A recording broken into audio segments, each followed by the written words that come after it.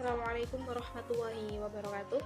Di sini saya akan menjelaskan tentang perbedaan pendekatan, model, strategi, metode, dan teknik pembelajaran serta contohnya dalam pembelajaran. Jadi, dalam praktek mengajar kita pasti mengenal berbagai istilah. Misalnya saja strategi mengajar, metode pembelajaran, pendekatan saintifik, dan lain sebagainya. Istilah tersebut sering muncul pada rumusan perangkat pembelajaran seperti RPP. Banyak sekali guru yang seringkali tidak tahu cara membedakan atau bahkan menyamakan strategi dan metode pembelajaran. Padahal kedua hal di atas itu jelas berbeda, tapi tetap terhubung sebagai satu kesatuan yang erat. Diskusi dan debat panjang bahkan juga sering terjadi karena ketidaksamaan persepsi tentang apa itu model, apa itu metode, strategi, dan teknik pembelajaran. Memang tidak ada yang salah dalam memandang setiap istilah itu dari berbagai sudut atau dasar. Nah, di sini saya akan menjelaskan tentang perbedaan beberapa istilah di atas satu persatu. Dan saya akan mulai dari bagaimana seorang siswa itu belajar. Tentunya akan sangat siswa itu belajar akan sangat tergantung pada apa yang dipelajari serta tujuan mempelajari dari pelajaran tersebut, sehingga kita itu bisa tahu bagaimana siswa tersebut seharusnya belajar. Dalam pencapaian tujuan belajar sendiri dan bagaimana tujuan belajar itu dicapai akan berbeda-beda tergantung dengan apa yang dipelajari dan siapa yang mempelajarinya. Misalnya, belajar tentang kedisiplinan siswa sekolah dasar dan mahasiswa perguruan tinggi akan kurang pas bila menggunakan pendekatan yang sama.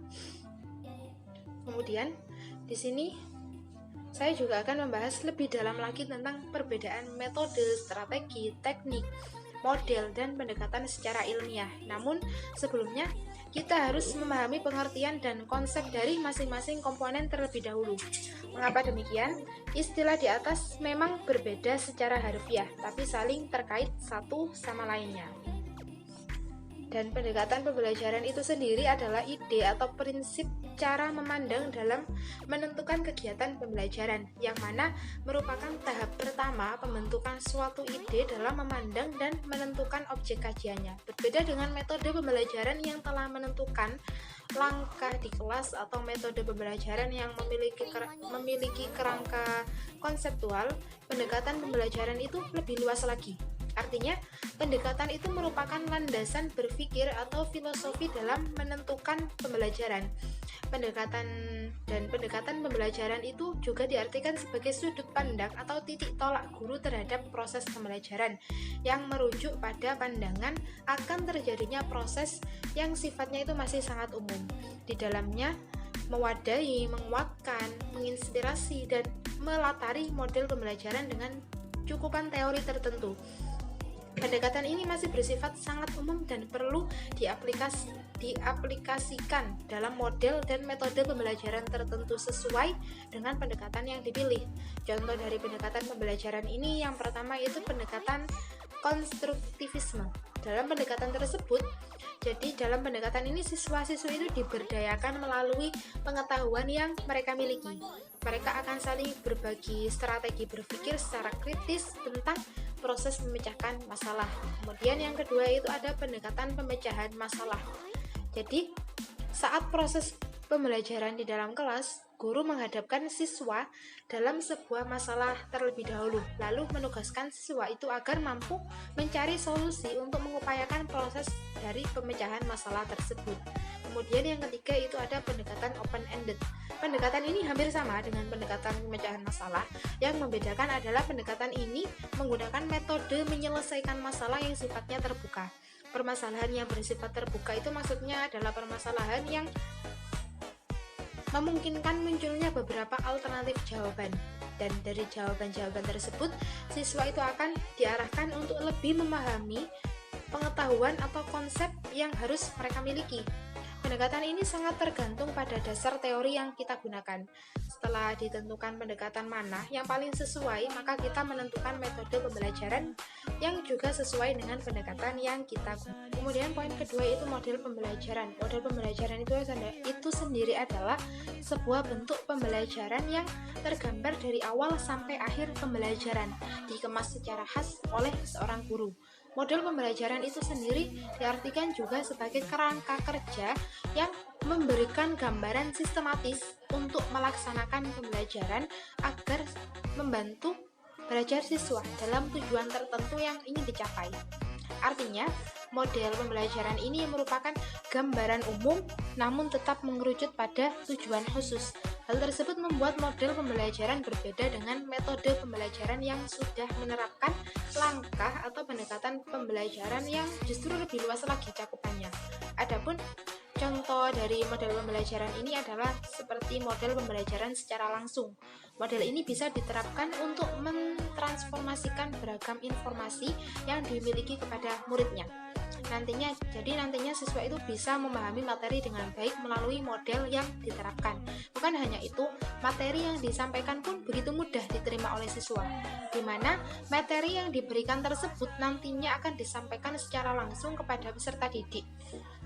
Dan contoh dari model pembelajaran ini seperti menyampaikan materi melalui ceramah dan tanya jawab. Tentunya selama proses menyampaikan materi itu pastinya melibatkan seluruh siswa kelas. Kemudian yang kedua yaitu ada model pembelajaran PMRI. Untuk macam-macam model pembelajaran dan contohnya nanti itu bisa diterapkan untuk pembelajaran matematika yang ini. Sesuai dengan namanya, yakni model pembelajaran pendidikan matematika realistik Indonesia, tentu akan menyampaikan sebuah pengalaman, di mana pengalaman tersebut itu tentu harus berkaitan dengan persoalan matematika agar siswa itu mudah mengerjakan soal yang diberikan. Contohnya, menjadikan objek yang ada di lingkungan sekitar sebagai permisalan. Sebagai contoh, objek yang bisa dijadikan contoh yaitu seperti dadu. Kemudian yang ketiga itu ada model pembelajaran kuantum. Nah, model pembelajaran ini juga sangat menyenangkan untuk diterapkan. Bagaimana tidak, model pembelajaran ini nantinya itu digunakan yang disertai dengan adanya yel-yel. Namun sebelumnya, yel-yel tersebut sudah dibuat oleh siswa berdasarkan kelompoknya. Memang menerapkan model ini bisa dirangkaikan dengan pembagian kelompok bersama siswa. Dengan adanya yel-yel yang telah dibuat ini, tentu bisa meningkatkan motivasi belajar terhadap siswa. Sebaiknya pula model tersebut diterapkan untuk mata pelajaran menghitung. Kemudian, agar pembelajaran yang dilakukan oleh siswa itu berjalan lebih efisien, diperlukan sebuah strategi. Baik strategi yang ditentukan oleh guru maupun yang dipilih oleh siswa. Strategi pembelajaran itu sendiri adalah suatu rangkaian aktivitas pembelajaran yang mesti dikerjakan oleh siswa dan guru demi mencapai tujuan pembelajaran yang lebih efektif dan efisien. Sedangkan contoh dari strategi pembelajaran ini seperti strategi pembelajaran ekspositori. Jadi di sini guru itu menyampaikan pokok-pokok materi yang akan dipelajari dalam mata pelajaran kimia misalnya, tepatnya materi mengenai larutan asam dan basa, serta tujuan pembelajaran yang ingin dicapai. Setelah itu, guru itu harus menjelaskan materi dengan guru itu menjelaskan materi dengan metode pembelajaran seperti ceramah atau tanya jawab untuk memudahkan siswa dalam memahami materi. Bapak atau ibu guru itu bisa mendemonstrasikan cara membedakan larutan asam dan basa, misalnya dengan melakukan percobaan kecil menggunakan media berupa sabun mandi, deterjen, dan pembersih lantai sebagai larutan basa, dan buah jeruk larutan pencuci mata, serta minuman bersoda misalnya sebagai larutan asam. Setelah menjelaskan dan mendemonstrasikan materi, Bapak atau Ibu guru itu bisa memberikan soal latihan atau post-test untuk mengetahui tingkat pemahaman siswa terhadap materi yang sudah dijelaskan. Kemudian yang kedua yaitu ada strategi pembelajaran inkuri. Strategi ini menekankan pada proses mencari dan menemukan solusi dari suatu permasalahan. Untuk menerapkan strategi pembelajaran ini, Bapak atau Ibu guru itu bisa memberikan gambaran besar masalah lingkungan yang sedang dialami, misalnya masalah limbah. Setelah itu, mintalah siswa untuk mengidentifikasi jenis-jenis limbah yang ada, lalu pilih salah satu dari jenis-jenis limbah tersebut untuk dibahas lebih lanjut. Misalnya, siswa memilih limbah cair, maka mereka harus mengidentifikasi penyebab munculnya limbah cair dan dampaknya terhadap lingkungan itu bagaimana, kemudian cara mengatasinya bagaimana. Jadi strategi pembelajaran ini adalah langkah-langkah implementasi nyata yang disusun secara prosedural untuk mendapatkan hasil yang optimal. Bisa dibilang, strategi ini membahas bagaimana cara seorang guru itu menyampaikan materi agar lebih mudah diterima oleh siswanya. Hingga saat ini, banyak sekali metode pembelajaran yang sudah dikembangkan. Misalnya saja, untuk menjalankan metode pembelajaran student-centered learning, guru itu harus bisa menyusun strategi berupa langkah-langkah agar siswa itu bisa berperan aktif dalam kegiatan belajar mengajar. Banyak yang salah mengartikan antara metode, strategi, dan model pembelajaran. Padahal perbedaan antara istilah tersebut sangatlah jelas bahwa strategi itu berada di bawah metode. Strategi itu sendiri adalah wujud rencana untuk melaksanakan metode pembelajaran agar bisa berjalan dengan baik. Rencana tersebut biasanya itu dirumuskan dalam bentuk langkah dan tahapan dalam dokumen RPP.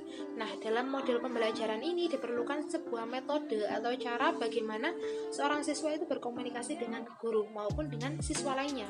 Metode pembelajaran itu adalah cara yang digunakan oleh guru dalam mengadakan hubungan dengan peserta didik pada saat berlangsungnya proses pembelajaran.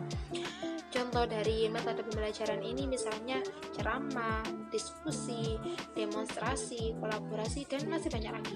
Dalam sebuah strategi pembelajaran itu bisa berisi beberapa metode pembelajaran tergantung kompleksitas tujuan pembelajaran itu.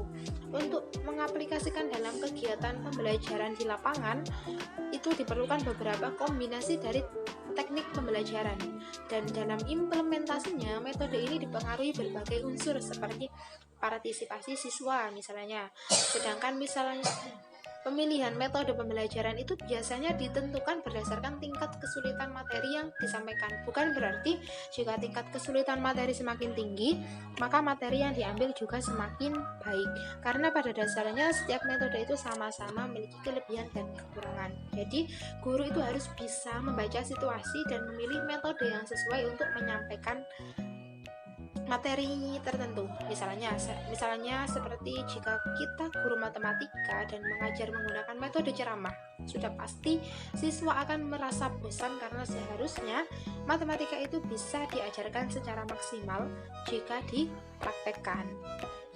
Jadi, yang terakhir yaitu adalah teknik pembelajaran. Teknik pembelajaran itu adalah langkah-langkah yang ditempuh dalam metode untuk mengelola kegiatan pembelajaran. Teknik pembelajaran itu sendiri merupakan implementasi dan penjabaran dari metode pembelajaran. Jadi, teknik pembelajaran itu lebih berfokus kepada trik yang diimplementasikan dalam metode sebagai salah satu rencana agar proses jalannya KBM atau kegiatan belajar mengajar itu bisa berjalan dengan lancar. Ketika seorang guru itu sudah menentukan ingin memakai metode, contohnya seperti metode kolaboratif dengan pendekatan saintifik misalnya, otomatis ia harus menyusun strategi berupa teknik dan langkah pembelajaran yang sesuai dengan metode yang sudah dia pilih. Contoh lain yaitu seperti mengaplikasikan teknik mengajar dapat kita lihat pada metode pembelajaran ceramah. Jadi guru itu memerlukan teknik mengajar yang berbeda ketika menghadapi kelas yang populasinya padat, sedang, dan sedikit. Jadi untuk menjadi seorang guru itu harus respect dan paham situasi. Jadi urutannya itu pendekatan, model, strategi, metode, teknik. Misalnya adalah pendekatan student centered learning, model discovery learning, strategi group individual learning dengan metode ceramah, diskusi, dan kolaborasi. Jadi kesimpulannya, kita itu bisa menemukan perbedaan strategi, metode, pendekatan, dan teknik secara signifikan berdasarkan entry levelnya. Meskipun berbeda, namun semua unsur tersebut itu saling terkait satu sama lain di dalam sebuah rantai pembelajaran.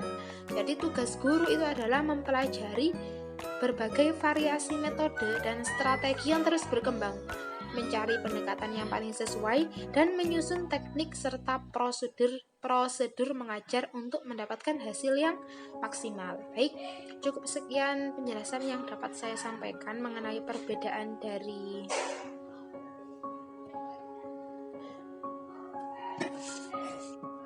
pendekatan, model, strategi, metode, dan teknik pembelajaran serta contohnya. Cukup sekian. Wassalamualaikum warahmatullahi wabarakatuh.